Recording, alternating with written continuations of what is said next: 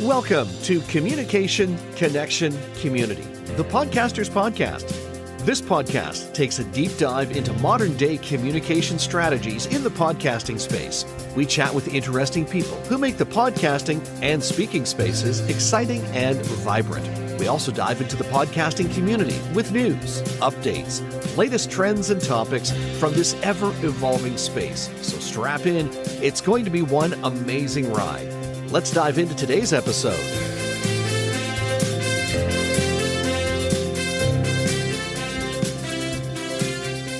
What would you do if your podcast was able to bring in $200,000 in new business?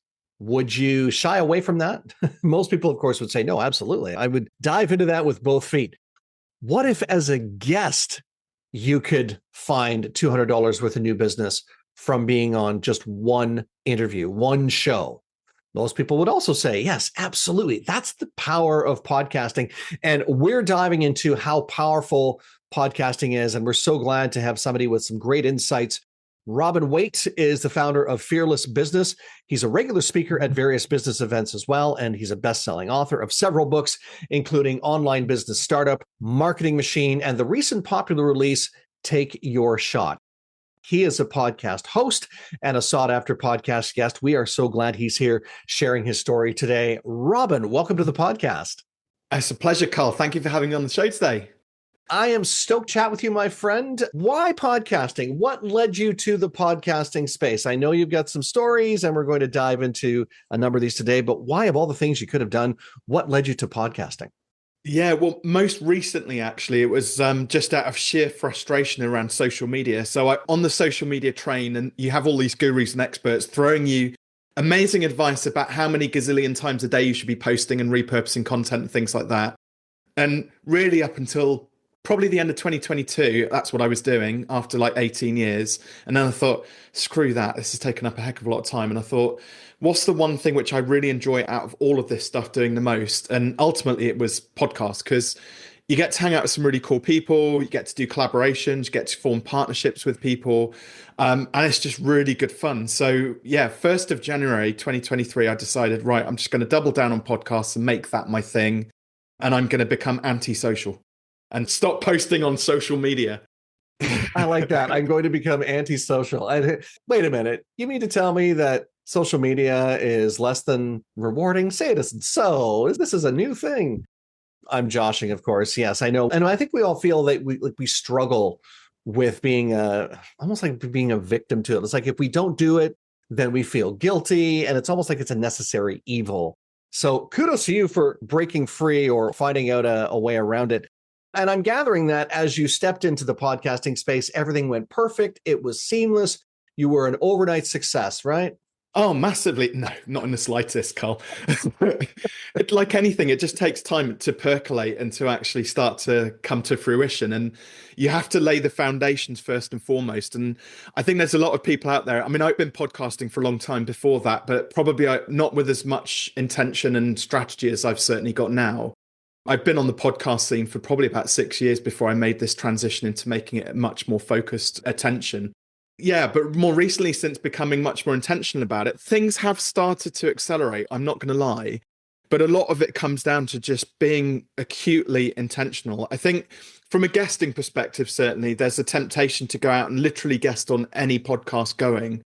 And I've realized that finding some alignment between the podcast which I guest on is hugely important, making sure that the topic there's some crossover or alignment there, making sure that the community and the people that we're speaking to, there's some alignment there as well.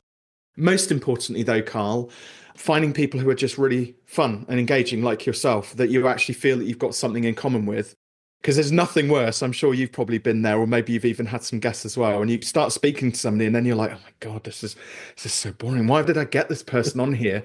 Believe it or not, for my own podcast, there are 2 episodes which never made it to going live because just one guest was just so incredibly dull. And the other guest, his business was about happiness. And I don't know what had happened. I think his cat had died or something that morning. And he was like the antithesis to like his subject matter. So I didn't have the heart to tell him, but it didn't make the cut, unfortunately. So So yeah, the first step for me was always about being like hyper intentional. That's the way, whether you're a guest or you run a podcast, I think you've got to really pinpoint exactly what your sweet spot is. I think that's definitely key, and doing it with the right intention. And I think you're right. Whether you're a guest or a host, you need to make sure that you're bringing the best of yourself forward, but you're bringing on the right guests. So if you're a host, you should be bringing on the right guests, and if you're a guest looking to get on shows, you should be looking at the shows that will provide the biggest impact. And you know what? It might take some time to get to some of those top end shows, just because of, it's supply and demand, right? Or that type of idea of, I can't be on a Wall Street Journal podcast yet because I'm just starting my guesting experience. Okay, but it's something to work towards, say over a 12 to 18 month period. And again, if your messaging is strong, you might have that success anyhow. I want to touch on this though, because this is something that you said, and I wrote it down verbatim because I want you to, tell the story and the why behind it. You said podcasting became professional. So you had a podcast, and at some point, and I think you said it was around episode 67, podcasting became professional. What was it in your mind, or what was it at that time that made you go, wait a minute, there's a better way? Yeah, with my own podcast, I didn't really have much strategy. I figured, like most people do, you just go, right, I'm going to start a podcast. I think I've got something to say. And I set out stubbornly to get to 100 episodes because, as we know, the average podcast has something like 7 episodes. And bearing in mind, you've got, the JLD, Entrepreneurs on Fire, have got like 4,000 who are dragging the average up hugely. Like, so a vast number of podcasts, don't make it because they just don't have enough episodes out. So I was like, right, I'm on a mission. I'm going to do 100 episodes. And I have to admit, I got to episode 67 and I was pretty close to giving it up. It felt like I'd put so much effort into all of the production, and we did video-led podcast, which, as you know, there's a cost for then twofold: editing the audio, editing the videos, chopping up shorts. So there's the social media side of things, repurposing that content into blog articles. So we absolutely went to town with everything on the production side of it, and mostly all guest episodes. And yeah, I was going to give up. Literally in that same week where I was getting to the end of my tether with my podcast, I got phone calls or emails from Google, from Microsoft, from one of their Excel partners to do a speaking engagement, and also from an international pharmaceutical company. 3 paid speaking engagements came through in that same week. They totaled about £16,000. The thing which galled me, though, was that they all said, and I don't know what it was about this particular episode, but obviously, I don't know, the iTunes gods had given it a little bit of a boost that week. But they all said that it was episode 2 that they had listened to, where I talk about growth mindset versus fixed mindset, that inspired them to reach out and invite me to talk on that subject. And that's not even really what I was known for. I just did a monologue and talked about, like, from my experience of it.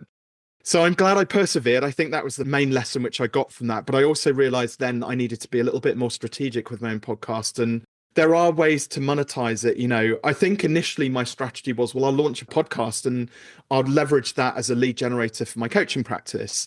It has kind of happened, but again, not to the level or volume which I thought it might do, given the production level that we went to with the podcast. So I think there's a couple of sides to it. One is you do need to set goals, realistic goals for your podcast. You're not going to get immediate results, that's for sure. And with podcasting, you're likely to get surprise results that will just crop up on an ad hoc basis. And this is like the beauty of podcasts. They're a marketing asset which just sits out there ad infinitum. And actually, I remember guesting on the Google Partners podcast 7 years ago. They only recorded 17 or 19 episodes, I think, and one of which was mine. And I still get inquiries from that one podcast 7 years ago. So there is enormous power as a marketing asset within podcasts, but it's not predictable when those inquiries are going to come through. And I think the third side of it is then the commercial side of it. Like, you can go to town and create like a Diary of a CEO production level, like spending hundreds of thousands of pounds on each episode and getting these amazing guests in. But you also have to be realistic in around expectations of what you're going to get back out of it financially. And you've probably got better stats than I do, Carl, on which ones you would kind of call a success versus, however you want to define that on downloads or money, or, versus not as successful. Yeah, for sure. But there is certainly, even without the numbers, there is and I'll talk a little bit about numbers, seeing as you mentioned it, just give some ideas of numbers here. There is some power behind the podcast where you just don't know when somebody's going to come a knocking on your door. And I've had that happen. I've gotten clients from my podcast, partly because it's a podcast. Both of them have been about communications and leadership, basically, in a certain fashion. but there is some power to it as a marketing tool. And that cannot be, I mean, if you're a speaker looking to get on stages, you should also be looking at being on podcasts or running your own podcast, because you never know exactly, to your point, how many opportunities are going to present themselves. The numbers, as you can appreciate, Robin, are fairly low. You can be in the top 10 percentile as a podcast and have less than 40 downloads per episode. But that still means that you have 40 people who are engaging with that show. And I attune this to the speaking world, because quite often speakers will say, well, I want to speak on large stages, or individuals will say, I want to speak on podcasts, but they need at least 10,000 downloads or something like that. And I'll say, okay, let's think about this realistically. Would you speak on a stage in front of 100 people? And say, oh yeah, of course I would. Any day, I'll do that. Conference, convention, I'll do a breakout room, I'll do a main stage presentation, sure. Even if it's only 100 people. And 100 people is a nice number. Say, okay, if that room you were guaranteed had your ideal audience in it every single time you were speaking to them, would you continue to do it? And knowing that you're probably going to grow your room, because the more you're speaking, the more people are going to come into the room. Yeah, sure, 100%. As soon as you say it's a podcast, they go, well, I never thought of that. So to your point, though, about the numbers, we look at the numbers I find in almost based on things we've learned through television and radio, we look at those metrics and think that it's the same for podcasting. It's not. As a matter of fact, they're even better, because you can tailor your message on your own show or as a guest to that specific audience. As you've indicated, though, it's a long game, not a short game. It does take time. There is a strategy. Monetization has a strategy unto itself. We're not going to do a deep dive on that today. Maybe that's another call down the line. But it is about being strategic and not just spinning the wheel and saying, what am I going to talk about this week, and put it out there and hope and pray that, again, the iTunes or Apple gods will shine down on you, or the YouTube gods will give you that, extra 100 subscribers or whatever, just because. It doesn't happen that way. And I like how you shared that there's doing it with an intention. Now, you said it was around episode 100, if I'm not mistaken, is when you retooled the podcast. Is that right? Yeah. So once I'd had those sort of wins, I suppose you would call them, through, in the latter sort of episode 67 onwards, and we started to spot other sort of little wins happening as well in those further episodes as we refine that message. So, but I did get to episode 100. I remember going back through with my VA virtual assistant, just looking at the organization and structure of it. And we started off, actually, this is quite important, actually. We originally launched the podcast on Anchor FM. So I don't know if you remember, it was a free app which you could launch your podcast on. But because it was free, and this is before it got bought out more recently, its reach wasn't as good as some of the other paid platforms. And by paid, it's not expensive. So we actually, part of this strategy, we switched the podcast from Anchor FM across to Podbean. And I think we pay £130 or something, $150 a year for the privilege of that. But automatically our reach just jumped, almost overnight. But as part of that process of moving it over, we did 2 or 3 other things as well. So first of all, I noticed that the numbering of our podcast episodes, it was all like a little bit cock a hoot. So we went through and just renumbered everything, restructured it. The second thing which I did is I went through and cleaned all of the episode titles and descriptions, the calls to action, the links to our guest websites and things like that, because over the course of 2.5 years that we've been running it, that data kind of starts to age, and also Google changes. I think people underestimate the SEO ability of podcasts. So it's really important that you research the titles. And so we literally went through and retitled every single episode of the podcast, so it's just a little bit more Google friendly, and then adjusted all the descriptions. And then the third thing which we did as well, and it was a friend of mine who actually recommended we did this, was like a relaunch. So you're always taught at the start, when you launch a podcast, record and save up 10 episodes and then sort of launch them. So you've got that back catalogue and you can get the regular consistency. I hadn't done that at the start because I didn't know to do that. I just started recording content ad hoc and putting it out. So I thought, right, this is a good opportunity. We'll relaunch and call it season 2. And we'll do 10 fresh episodes, and we'll focus on, then creating that regular cadence with the podcast. So those things alone led to us quadrupling the downloads that we were getting. The numbers just went crazy. The other thing as well, and this was kind of a bit of a side note, which happened a little bit after that, was several friends of mine, as a part of the relaunch, again, we did several guest episodes, and people got really excited about the relaunch, and we thought we were going to hear more from you, Robin. And this isn't like my ego, and hopefully I'm not a particularly arrogant person. So I was like, oh, right. okay, you want to hear more from me? And he was like, well, yeah, because it's your podcast. That's who we tuned in to listen to. So we pivoted the strategy of it slightly. So we were doing a majority guest episodes and the odd monologue from me, because I thought like drop in the odd advertorial for the business. And we switched across into doing now one guest episode for every 3 monologues.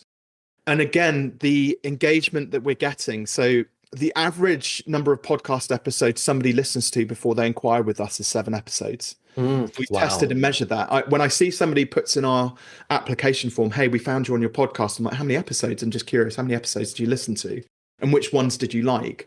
And it seems to be they tend to gravitate, the ones that inquire at least gravitate more towards the monologues. And then we get guest episodes, and really it's nice just to mix it up. It's great for collaborating and creating partnerships and things like that.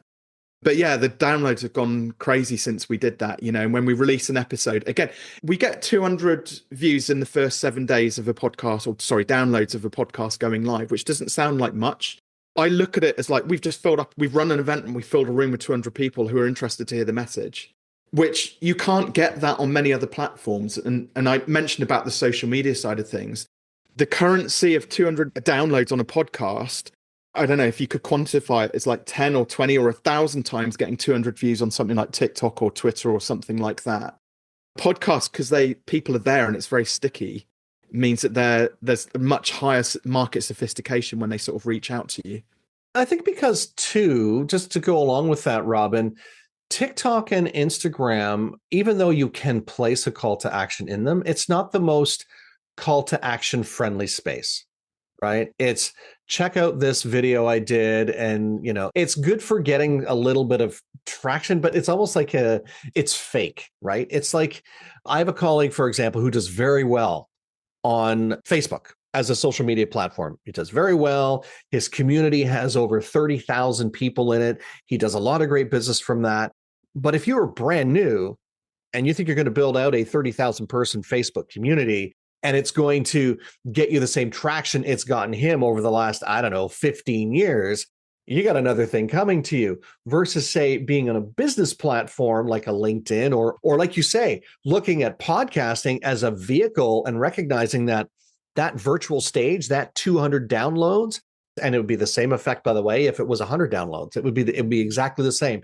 But you've worked hard at it of getting those numbers up there, and you've done it with a strategy. You just didn't wake up one morning and say, we're going to just do something different just for fun. No, you had a strategy behind it. I like how you brought in, how you fixed the titling, because that's another thing that as hosts, I didn't realize that up front. When you title your episode season 2, episode 4, milk and cookies, it doesn't have the traction it needs.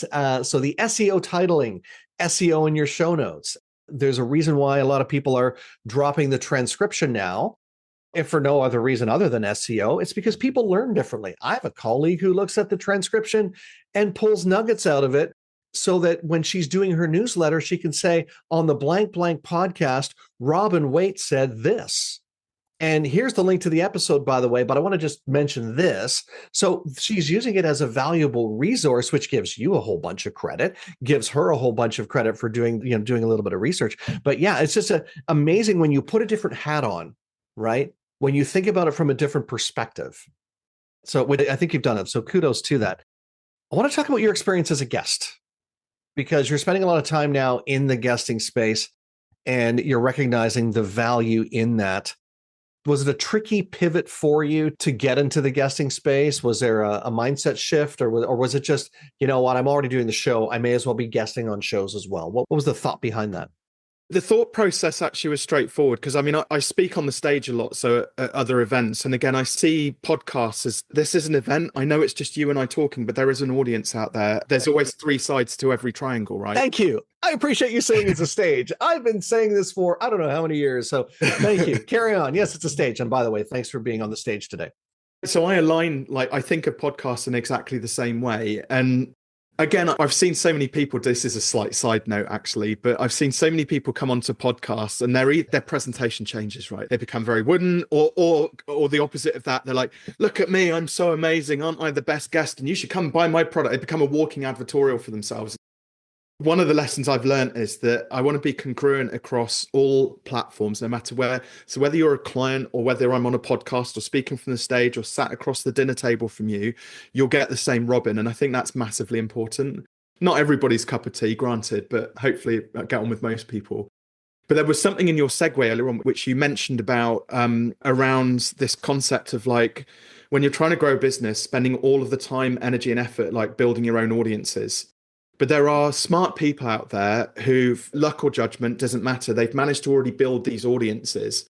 And it makes sense that if you're struggling to build your own audience, but you're great at building partnerships and relationships with people, that if you can add enough value to their lives, that they'll probably invite you onto their podcast. So if you've only got an email list of 1,000 people or 250 subscribers to your podcast or whatever on your YouTube channel, there's somebody out there probably in your network who's maybe got 10,000 YouTube subscribers or 1,000 subscribers on their podcast, and they'd be happy to have you on there as a guest. So for me, that was like the moment of realization of like, I know lots of really cool people who already have these audiences where there's a bit of a crossover. And this is where we transitioned into that 1st of January 2023, where I'm like, right, no more social media. I've spent 18 years trying to grow my audiences. Now, I pick up bits here and there. It's fine, but that's not going to be the sole thing I'm focused on. I mean, it got to a point that this is really important, actually, Carl. I got to a point where I was spending maybe 25 to 30 hours a week on social media, doing all the things, right? Whatever's in your head in the social media, I was doing because that's how I'd been told. You know, I used to run a marketing agency as well, so I know about this stuff. Partnerships and podcasting takes maybe 3 to 4 hours a week. Which one has better results? Podcasting. So I was just going to say, is it podcasting? yeah, a fifth to a tenth of the time and just far better results. So there's an example which I shared with you off air, actually. So from January the 1st, I spent the 6 months just solidly focusing on building partnerships, being hyper intentional. I literally wrote down a list of 10 people. I loved their content, like video or podcast, didn't matter. I loved what they're about. I loved the events which they put on. They were just really cool, down to earth people. I also felt at an identity level that, you know, we had some affinity and like, you know, we could go down the pub and have a pint together, right? So I had that list and I thought, right, well, how am I going to meet these people? Like, how am I going to get into their world? Like, what do I have to do? Some were kind of, I was in their outer networks, some a bit closer, some didn't know me at all. And so the first thing I thought is, well, the best way is put yourself in the same room as these people. We are so fooled in 2024 into thinking that, you know, yeah, you can run an online business. The internet's enabled this great global marketplace that you can play a part of. But meeting people, it's like when they say a picture paints 1,000 words. Meeting somebody, looking into their whites of their eyes, shaking their hand and taking a selfie with them, that's like sending 1,000 DMs to somebody, right? Just in that one little moment. So I started putting myself in the room, same room as these 10 people. Wherever they showed up online, I'd be there supporting them, reposting and sharing their content. I would tag them into stuff if I thought it was useful. I would introduce them to potential guests for their podcast. So I was doing as much as I could to add as much value. And this is the really important bit. I did it because I liked them. They were just decent people. I didn't do it because necessarily I was going to end up getting anything out of it at the end of the day. A lot of people go into partnerships thinking, what's in it for you? What's in it for me? Right. And actually, it should be solely about what's in it for Carl. Like in this instance, I'm here to make you look good. You've got a really loyal audience listening to this podcast. If I do a rubbish job of not add any value to this conversation, it's not great for your reputation. So I'm solidly about like, how can I help my partners or how can I make them look good? Lo and behold, it rolled around to June. And so the first 6 months didn't enroll many clients. I wound down social media, investing into partnerships. I had a call with one of Ali Abdaal. I don't know if you're familiar with him, but Ali Abdaal is a productivity YouTuber. He's got 6 million subscribers, very well known, especially in the UK, but worldwide as well. I got introduced to his team and I did a free coaching session for one of his team, Joe. And Joe said to me at the end of the session, oh my God, Robin, that's just like blown me away. It's so valuable. What can I do for you? And I said, well, Joe, I didn't do this because I wanted anything back. However, I know that Ali's recording 2 seasons in the next couple of weeks and then he's traveling. And he does like 12 episodes per season and he records them all back to back. So it's like he's going to have 24 guests in his studio in London. And I said, look, you're friends with Ali. I obviously have met Ali a couple of times. If by any chance one of those guests doesn't show up, do you think you could put in a good word? And I'll drop of a hat. I'll be super sub. I'll just get on a train, come down, record. Yeah, Robin, that's fine. I'll speak to Amber as podcast booker. It transpired. I didn't know this. They were dating, Joe and Amber, right? What are the chances of that? Okay. So Convenient. yeah, very convenient. Um, so that was on like a Monday or Tuesday or something. On the following Thursday, I get the call. 6 o'clock in the evening. Robin, guest has dropped out on Tuesday. Can we count on you? And I was like, 100%, absolutely no problem. Put the phone down. I'm like, I don't know if I'm allowed to swear. Literally, I was like, shit. Because I had 2 other podcasts that I was guesting on. A client booked that day. I had to do the school drop off and pick up. My wife was working away up in Manchester, and I'm like, I like all these logistics, right? Anyway, so I get on the train, record the episode. It got released in August 2023, so we're coming up for sort of 18 months now later. That one podcast with Ali has led to 3,000 leads and over £200,000 worth of new business for my coaching practice. It was mind blowing. Guess how many years it took me to get 3,000 leads before that? I'm going to, 3,000 leads? I thought you were going to say 3,000 episodes. No, 3,000 3,000 leads. Oh my goodness. I'm going to say it hadn't happened at all. 4.5 years. 4.5 years. Okay. 4.5 years of social media and doing it the way all the gurus tell you. One hyper intentional partnership and a podcast episode had the same impact, right? And it absolutely blew my mind, the power of it. There is a caveat to this because you can't just like rock up and go and get a tier 1 podcast like that. You know, part of it is like a bit of judgment, right time, right place. So, you know, there's a lot which goes into it. But interestingly, that the same methodology around being intentional, putting yourself in the same room, adding value, has also got me booked my dream speaking gig for June next year. So not just podcasting, there's other ways that you can sort of leverage sort of partnerships and things like that as well. But again, that was like 2 years of investing into this relationship, adding value. I sponsored the event because it was just a great event. Like, why would I not want to support it? The guys run it are great. And it opened up the conversation. And then, you know, we've done pod swaps now. They've booked me to speak at their event. So it's just that intentionality is a massive game changer. And I think that when you come to the table with the right intention, then you're right. It does shift. Not only does it shift the narrative, but it shifts where you can take this thing. And unfortunately, as I said, or as you indicated actually earlier on, there are a number of shows that don't make it past episode 7 or episode 10 or season 1. They just stop. That's it. They're done. If you'd stopped after 67 and thrown in the towel, we wouldn't be having this conversation, number one. But you wouldn't have that story to share, and you wouldn't have the success that you can share that as well. So congratulations for, number one, sticking with it. I think you and I are cut from a similar piece of cloth where it is about service. It's not about, ego. Yes. And I come from a very ego-driven business. I work in broadcasting 25 years, and you knew the people that were driven by ego, right? And there were a lot of them, but it is about being of service. And it's something that I learned fairly early on in networking, or even taking a step beyond networking. I'll say business masterminding is, how can I help you? Who do you need an introduction to? Who would be a great person to help you, or how can I serve you? So when you're having conversations like that with people and it's selfless, it makes a huge difference. And I think it even strengthens the relationship. And again, this is now going beyond the podcast. This is just, how do I make this happen? So I'll say kudos to you for doing that. I want to give you the opportunity I could talk to you forever. Unfortunately, if we do that, I might run out of upload time on the hosting site. I wonder what the Guinness World Record is for the longest ever podcast. There must be a Guinness World Record for that, which is like, I don't know, 24 hours or 48 hours or something ridiculous. There has to be something absolutely crazy along those lines. And was it done in one foul swoop, or was it done or was it chopped up into a series of, that would be the other thing. Anyways, I want to give you the opportunity though to talk about your recent book, because I know that there's a lot of nuggets in there to share with our audience. So go ahead. Well, that's a great segue actually, because there's the part of the reason why that episode that I did with Ali was so successful from my perspective was because, so originally what we were going to do is, I give books away anyway as part of my marketing strategy. So, and also to add some value back into the world, because I do believe like good quality advice should ultimately be free and available to everybody. It's like one of the great thing, again, the great thing about podcasting. But what Ali and I agreed to do is we were going to do 15 books, and we were going to both sign them, and then we were going to give them away at the end of the episode. I kid you not, when that episode dropped on YouTube, in the first 5 minutes of it going live, those 15 books were gone, right? And then, but the inquiries just kept on rolling in. This is a point where I don't know whether I'm either stubborn or a bit stupid, or just that actually I really know what I'm doing.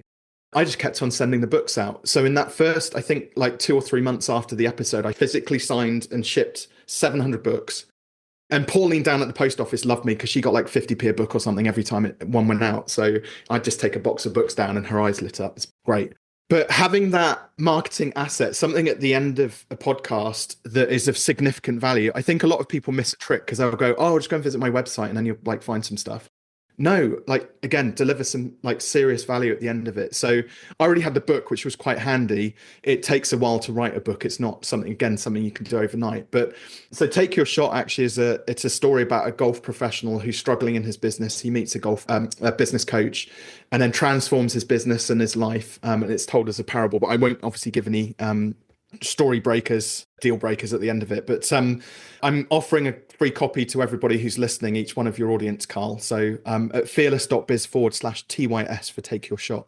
Oh, wow. Very generous of you, Robin. Thank you so much. We'll make sure that that link is in the show notes for people to click on it and then go directly to it. And wow, such value. And again, this goes back to the integrity and doing things with purpose and doing things selflessly. So great story too of getting those 700 books out there. I'm sorry, what was the name of the woman at the post office again? And yeah, we'll give Pauline a shout out. Yeah. Okay, give Pauline a shout out because she'd love to have another box of books ready. Have another 100 or 200 or 500 books to send out. Absolutely.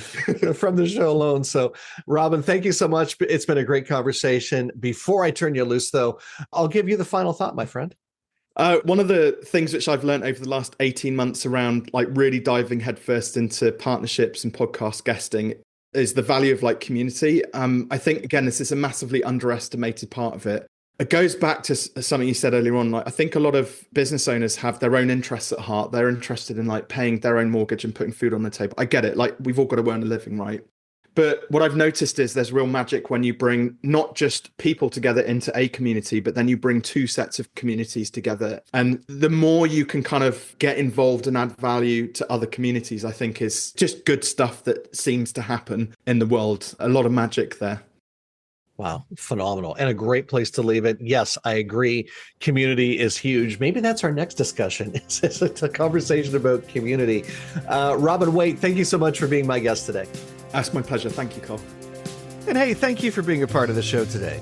So glad you could join us. Believe it or not, I can't work this magic by myself. So thanks to my amazing team, our audio engineer, Dom Carillio, our sonic branding genius, Kenton Dilborowski, and the person who works the arms, all of our arms actually, our project manager and my trusty assistant, Jillavel Tiongo, known to us here simply as July.